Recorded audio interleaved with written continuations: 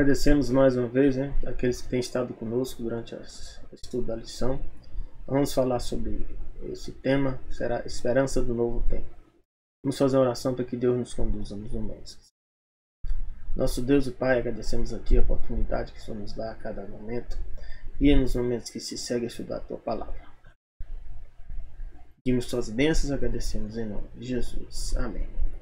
O tema sobre esperança, né, do Novo Testamento já vai começar a abordar, né, como Deus, né, porque o Novo Testamento na verdade é como se fosse a conclusão do que Deus revela, né, aos profetas ao longo, né, desde a começação de Moisés, né, até Malaquias. Então vem Jesus e começa a mostrar, né, e apresentar como vai ser concluído o plano da redenção. Então 1 João 5, de 11 a 12, Deus, né, envia, né, os apóstolos fazem essa conclusão, essa síntese, né, das profecias, né, para que a gente possa entender como o plano da redenção se cumpre. E 1 João 5, 11 e 12 diz assim: o testemunho é esse, João falando, é que Deus nos deu a vida eterna. Então, uma afirmação clara: Deus nos dá a vida eterna. Como essa vida eterna é dada? Esta vida, né, está no seu Filho. O que está no seu Filho? Jesus, né? Aqui Filho está em maiúsculo, seu também em maiúsculo. Significa que Jesus é a garantia que Deus deu para nós que nós teremos a vida eterna. Por quê? Porque ele assume o papel, né, que Adão tinha perdido, né, de ser o representante da terra. Cria uma nova natureza humana, né? Essa natureza Jesus vai nos dar. E também ele vem e resolve o problema, né, que nós não conseguimos resolver, que era a morte. A morte eterna, e Jesus, né, morre, essa morte, volta à vida, e aí nos dá a vida que é para ser dele, de direito, ele passa para nós. Nosso Deus é um grande, maravilhoso. E aqui diz, quem tem um filho, tem a vida. O que é ter um filho? Como nós passamos a ter o filho? Nós vamos entender aqui. Quem não tem o Filho de Deus não tem a vida. Então, você pode estar até passeando aí, né, ganhando dinheiro, né, ficando rico, milionário, está enganando as pessoas, né, dando golpes nas pessoas, né, ou vivendo uma vida também despreocupada. Sem o Filho, significa que você não tem a vida. E vida eterna.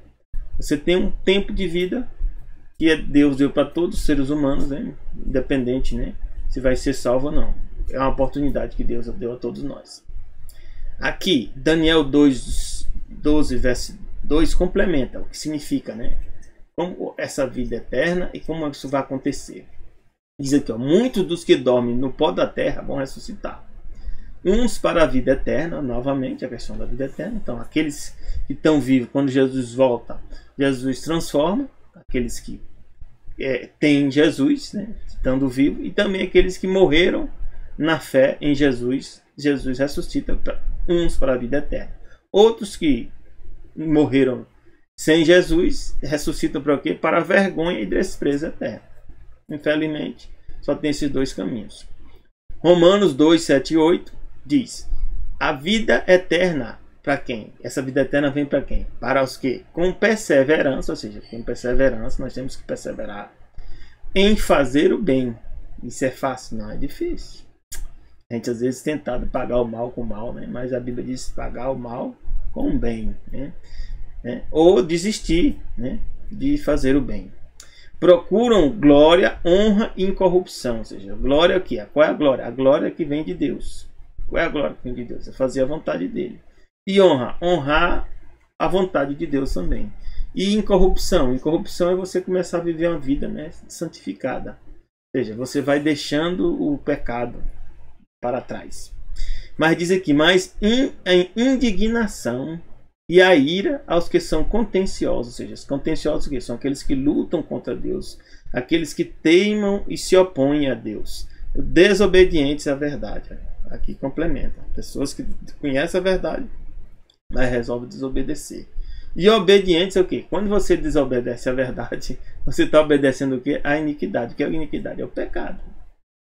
Essa é a vida. Não tem esse negócio de dizer você é livre de Deus, você faz o que quer, não. Ou quando você diz que faz o que quer em relação a Deus, você está seguindo, né, o pecado. Você está sendo escravo do pecado.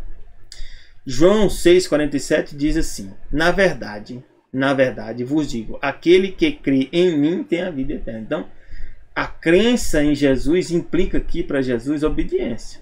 Nós vamos lá. O desobediente, a verdade, não vão estar. Eles vão sofrer o quê? Indignação e ira. Mas aqueles que são perseverantes, né?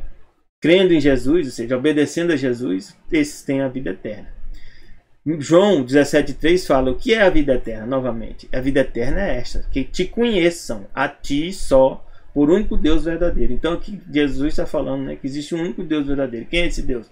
Pai, o Filho e o Espírito Santo. Porque não, mas aqui está falando do Pai, não, está falando Deus.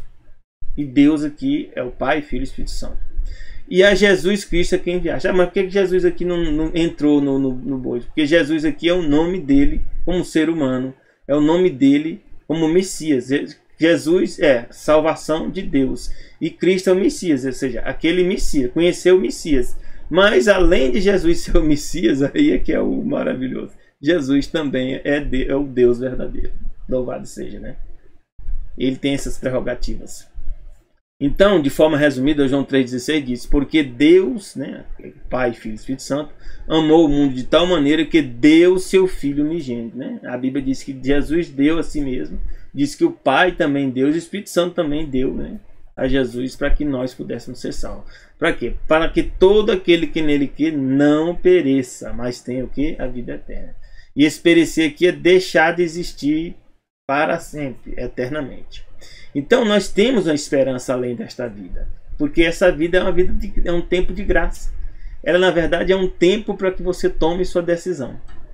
1 Coríntios 15, de 12 a 14 fala: ora, se prega que Cristo ressuscitou dentre os mortos, como dizem alguns dentre vós que não há ressurreição de mortos. Então tem pessoas que falam, né, que pregam que Jesus de fato não ressuscitou, que Jesus de fato não morreu na cruz, né? Jesus estava só imitando, né? Jesus casou com Maria Madalena. Então as pessoas começam a inventar um monte de coisa, né, para tentar desviar da verdade. Mas aqui Jesus morre, e aqui Paulo, né, é testemunha disso, né, e muitas outras pessoas, como nós vimos em lições anteriores. E ele continua aqui questionando, né, se Jesus ressuscitou, como é que diz que não há ressurreição de mortos? Jesus morreu. E se não há ressurreição de mortos, também Cristo não ressuscitou. Alguns, mas é que ressuscitou sim. E se Cristo não ressuscitou, logo é vã a nossa pregação e também a nossa fé. Nós estamos todo mundo perdido. Como fala aqui 1 Coríntios 15, 16 e 18. Porque se os mortos não ressuscitam, também Cristo não ressuscitou. E se Cristo não ressuscitou, é vã a nossa fé. E ainda então estamos o que? Nos nossos pecados, estamos perdidos. E também os que dormirem em Cristo estão perdidos. Ou seja, está que a bolsa. Não tem sentido nenhum. A gente nem está lendo a Bíblia aqui, né? Nem está conversando aqui sobre o assunto. Então a certeza que Jesus ressuscitou é o que nos dá a garantia de estudar a palavra dele. Porque aí nós vamos nos preparar para a vinda dele. Romanos 8,11 diz: e se o Espírito, né, daquele que dentre os mortos ressuscitou a Jesus habita em vós, então quem é esse Espírito? Espírito Santo. Quando é que a gente recebe o Espírito Santo? A Bíblia diz que nós somos selados pelo Espírito Santo quando a gente crê. Deus é maravilhoso, né? Porque podia ser, não, depois que você subir um morro, né? Depois que você fazer isso ou aquilo, né? Depois que você, né? Nada disso. Deus simplifica a salvação para que todos nós, né, tenhamos condição, né, de participar dela. Mesmo que a gente esteja num lugar complicado. Então aqui nos diz, ó, deixa eu ver aqui, deixa eu ver onde é que está a passagem.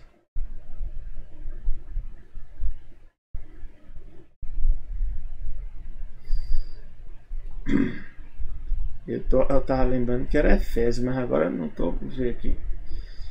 Temos a redenção, Efésios, né? Então. Aqui, ó. Efésios 1, verso 13. Vamos pegar aqui. 1, verso 13. Ó. Aqui fala claramente quando é que isso acontece. Né? Ó, o que que diz? Em quem também vós estáis, né? Depois que ouvistes a palavra da verdade, ó. Pois que a gente ouve a palavra de Deus, como nós estamos ouvindo aqui, você está ouvindo, o evangelho da vossa salvação. e tendo nele também crido, foi o quê? Selado com o Espírito Santo da promessa. Tá vendo? Então Deus vem aqui e usa esse método, né? Quando a gente ouve a palavra dele, como você está ouvindo aqui agora, é uma oportunidade de você ser selado. Então diz que aqui, voltando aqui para passar Romanos 11, que nós, né? O Espírito Santo, né? Que daquele que dentre os mortos ressuscitou a Jesus, habita em vós. Jesus, o Espírito Santo passa aqui. Depois que a gente crê e aceita o Evangelho, Jesus, o Espírito Santo passa a habitar em nós. Aquele que dentre os mortos ressuscitou a Cristo também vivificará os vossos corpos mortais pelo seu Espírito que em vós habita. Tá vendo? Passa a habitar em nós. É por isso que Deus diz que o Espírito Santo tem ciúme e nós não podemos, né, ter dois senhores. Ou aceita Jesus ou não aceita. Que você aceite Jesus. Eu apelo que você aceite Jesus. Que Ele é seu Pai. Deus é seu Pai. Romanos não. João 5,21 complementa dizendo assim: pois assim como o Pai ressuscita os mortos, e os vivifica, também o Filho vivifica aqueles que Ele quer. Você já vê, o Espírito Santo, né, faz parte, né, da nossa, né, volta à vida, né, da ressurreição. O Pai também e o Filho também. Porque é Deus que faz. Atos 17:31 fala assim: porquanto Deus tem determinado o quê? Um dia em que com justiça há de julgar o quê? O mundo. Então, quando é que isso vai acontecer, esse julgamento? Primeiro nós temos essa oportunidade agora de aceitar o Evangelho. Quando a gente morre, nós já passamos a ser julgados. Ou quando Jesus volta. O que é julgamento? Deus vai ver se você aceitou o plano da redenção. Se você aceitou Jesus como Salvador e seguiu o caminho que ele disse que você tem que seguir. Isso significa o julgamento do mundo. Por meio do homem que destinou. Ou seja, por quem é esse homem? Jesus. E disso deu certeza a todos, ressuscitando dentre os mortos. Amém? Louvado seja o nosso Deus. Nós temos a certeza de que um dia Jesus volta e que todos serão julgados. Então, se nós entendemos isso, nós temos certeza que Jesus virá outra vez. Se você não tinha essa certeza, e a partir de hoje você tem essa certeza que Jesus vai voltar outra vez. João 14, por quê? Porque ainda o plano da redenção não terminou. Não foi só Jesus tornar-se humano, não foi Jesus viver aqui a vida, né, ser perseguido, morrer. Não foi Jesus ressuscitado. Isso aí é só parte do plano. A parte principal do plano não ocorreu ainda. O que é? Recebemos a vida eterna. Não termos mais, né, um lugar onde tenha morte, planto, luta ou dor. Deus vai criar o quê? Um novo céu e uma nova terra. Então aqui diz: não se turbe o vosso coração. Credes em Deus, credes também em mim. E aí Jesus separa aqui: Deus aqui é Deus, o Pai, né? Deus, o Espírito Santo. E credes em mim também, porque agora a gente conhece Jesus. Na casa de meu Pai, o quê? Há muitas o quê? Moradas. Moradas, né? Alguns vêm aqui, espiritualizam isso aqui, né? Alguns povos espíritas, né, diz que aqui essas moradas, né, ao espírito. Não. Jesus, quando ressuscitou o quê? Não tinha forma física. Jesus comeu peixe, Jesus andou, né, conversou com as pessoas, né, tocou as pessoas, foi tocado por elas. E disse: essas moradas aqui são lugares onde nós vamos habitar mesmo. Se não fosse assim, eu vos teria dito: vou vos preparar lugar, e quando eu for e vos preparar esse lugar, virei outra vez, tá vendo? E vos levarei para mim mesmo, para que onde eu estiver, estejais vós também. Louvado seja nosso Deus. Amém? Apocalipse 3:11, Jesus diz que em função disso, aqui tem uma passagem, né, que as pessoas às vezes não entendem. Jesus diz: eis que venham sem demora. No original fala rápido, com pressa. Guarda o que tens para que ninguém tome a tua coroa. Quando é que Jesus vem? Esse sem demora, nós temos que entender que sem demora é em relação ao plano da redenção. Não é em relação à minha vida, não é em relação à guerra, né, os problemas. Não, é o plano da redenção. Que quando chegar o momento, Jesus volta.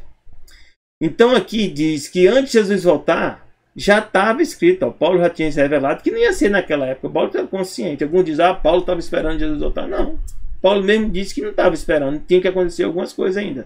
Por exemplo, né, 2 Tessalonicenses 2:4 diz assim: que não vos movais facilmente pelo vosso entendimento, nem vos perturbeis, quer por espírito, quer por palavra, quer por epístola, ou seja, uma carta escrita, né, como de nós, como se o dia de Cristo já estivesse perto. Então ele estava consciente que não estava.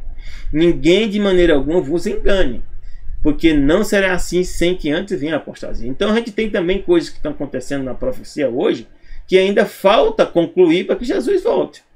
A gente tem que acompanhar os acontecimentos proféticos, eles estão muito próximos da volta de Jesus, está cada vez mais próximo, mas faltam alguns eventos ainda a se cumprir. Então aqui diz que vai vir o quê? Vai vir a apostasia. Apostasia, para você ser apóstata, você tem que ter conhecido Jesus, ter aceito o evangelho e depois rejeitado. Então alguns dizem que essa apostasia, a besta, né, lá do Apocalipse, é o islamismo. O islamismo nunca aceitou Jesus para depois apostatar de Jesus.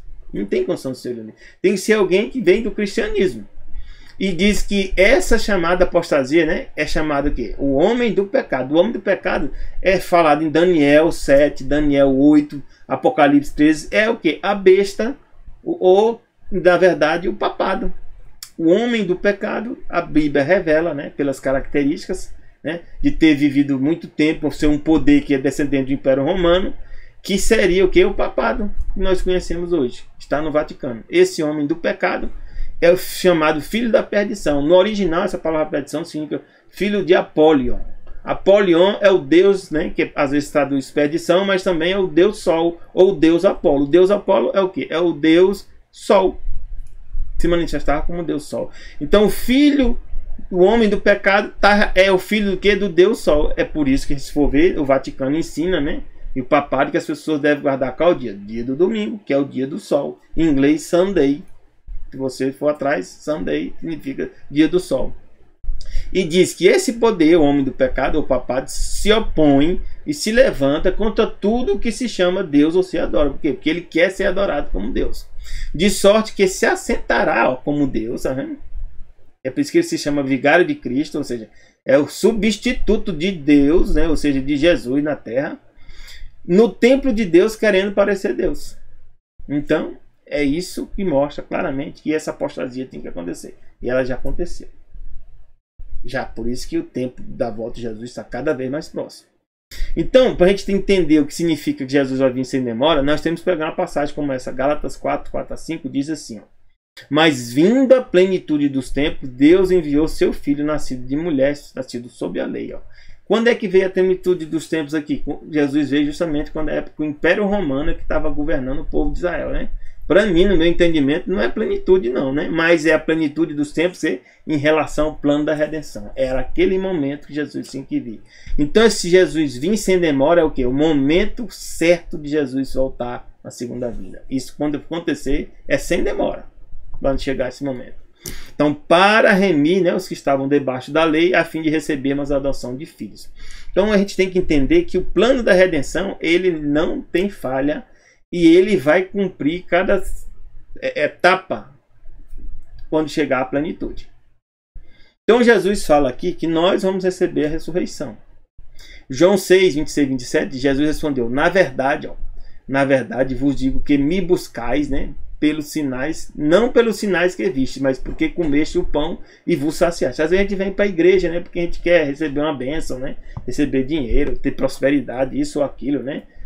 E aí, às vezes, se arrepende, né, de estar na igreja, começa a ficar triste, abandona Deus, abandona a igreja, porque às vezes a gente está mais procurando o quê? O pão, tanto o pão, né, material, às vezes também o pão espiritual, mas a gente não está querendo, né, obedecer a Jesus. E aqui Jesus diz: trabalhai não pela comida que perece, ou seja, esse pão material, mas pela comida que permanece para a vida eterna. E que comida é essa? Vamos entender.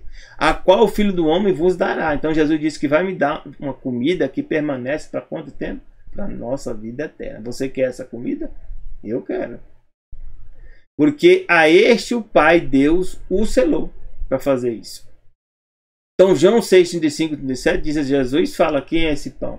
Quem é essa comida? Jesus diz: eu sou o pão da vida. Então é ele próprio. Aquele que vem a mim não terá fome, tá vendo? E quem crê em mim nunca terá sede. Mas a gente passa dificuldade, mesmo crendo em Jesus, não passa fome, às vezes passa, mas não fome em relação à salvação, em relação à sua, né, paz que Deus vai te dar. Mas já vos disse que vós também me vistes e contudo não crê. Todo que o Pai me dá virá a mim. Então a gente vai para Jesus porque o Espírito Santo nos guia para ir para Jesus. E o que vem a mim, de modo nenhum lançarei fora. Aí eu vou fazer um apelo a você. Vai a Jesus.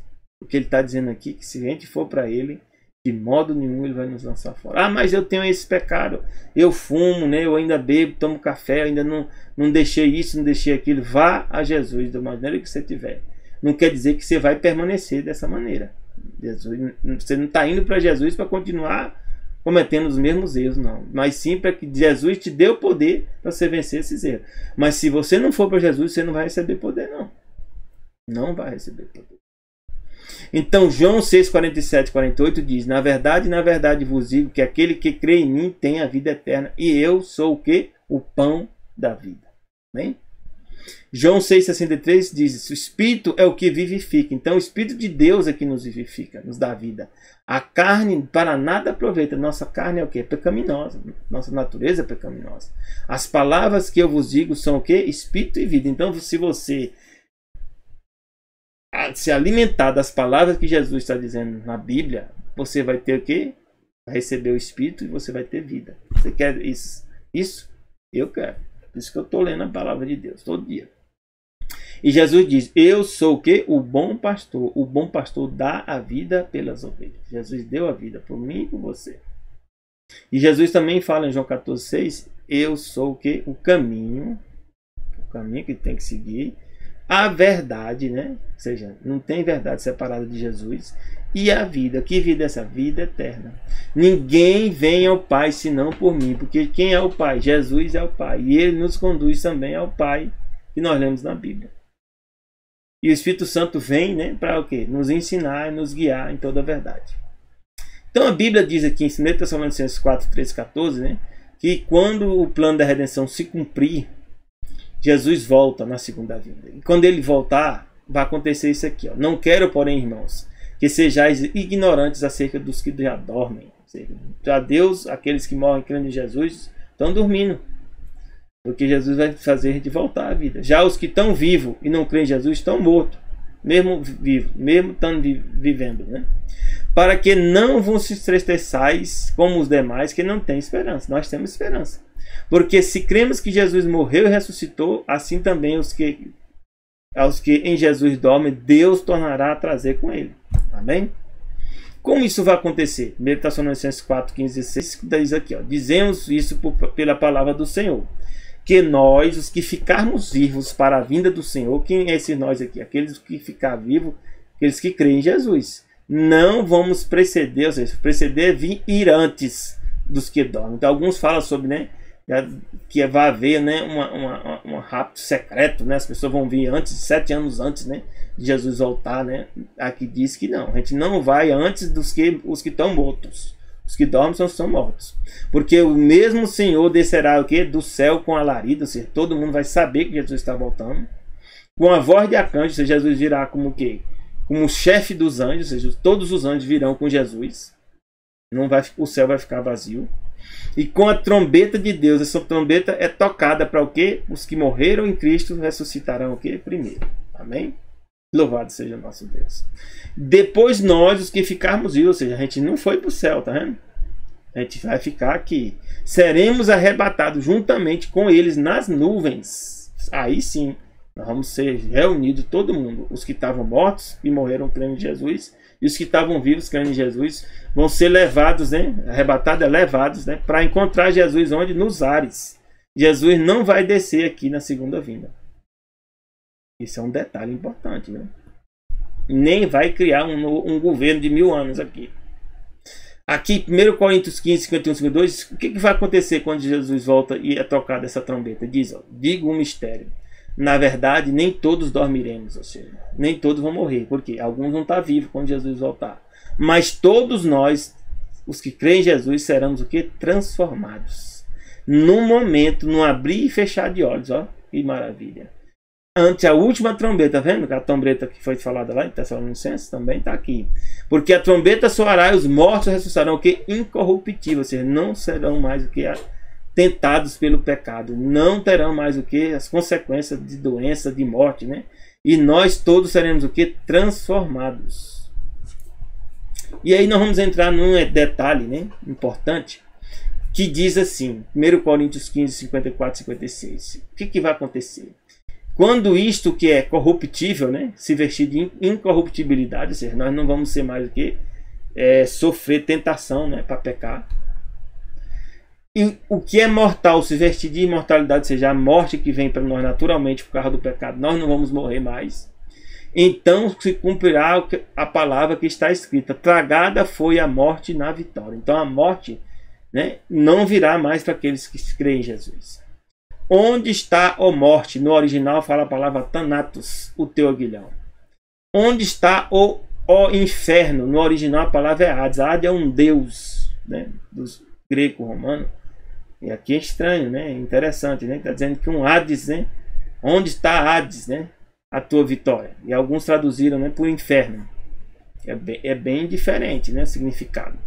O aguilhão da morte, o que faz a gente morrer é o pecado. E a força do pecado, o que? É a lei.